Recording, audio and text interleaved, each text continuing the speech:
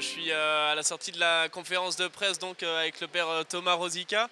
Aujourd'hui, mon père, le pape François, s'est déplacé en pèlerinage au sanctuaire marial Notre-Dame d'Aparecida. Est-ce que vous pouvez nous dire un petit peu comment s'est passée cette journée? C'était une magnifique célébration sous la pluie, bien sûr. On avait vu la pluie, le mauvais temps, mais malgré ça, 200 000 personnes se sont réunies dans la basilique, en dehors de la basilique, et puis la liturgie était très priante.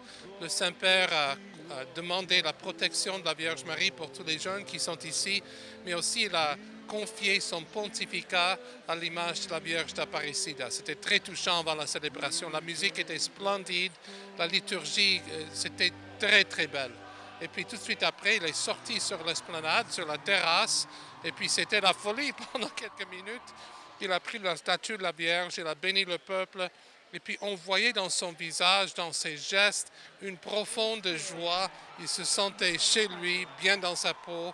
Et puis un des journalistes a demandé au Père Lombardi quel était le sentiment du Saint-Père. Et le Père Lombardi, il suffit de voir son visage et ses gestes. C'était très très touchant de voir ça.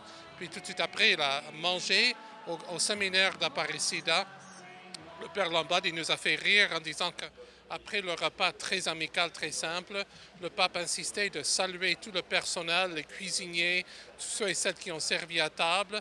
Et puis il est sorti sur la cour du séminaire où il a rencontré sous la pluie 30 religieuses contemplatives. Le Père Lombardi nous disait qu'on suppose que les sœurs contemplatives sont très correctes et très pieuses, mais c'était complètement déchaîné quand le pape est sorti. Les sœurs ont sauté de joie et puis elles ont sorti les livres pour demander la signature du pape.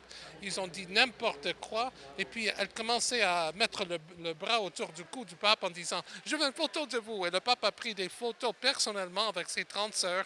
Le Père Lombardi a dit tous nous autres, nous étions là bouche bée à voir cette explosion de joie.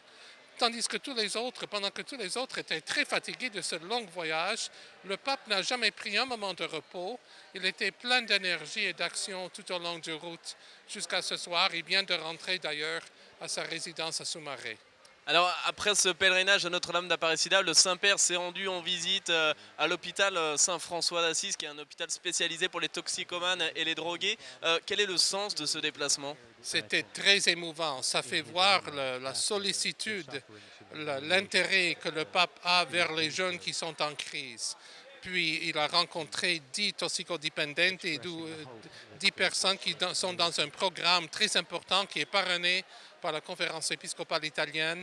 Le pape a parlé de tout son cœur. Il a même il a pris quelques mots, quelques expressions qui se trouvent dans le document d'Aparecida de 2007 où l'Église doit avoir un intérêt très profond pour les jeunes qui sont en crise comme ça avec la drogue, avec les produits chimiques, avec des autres choses comme ça.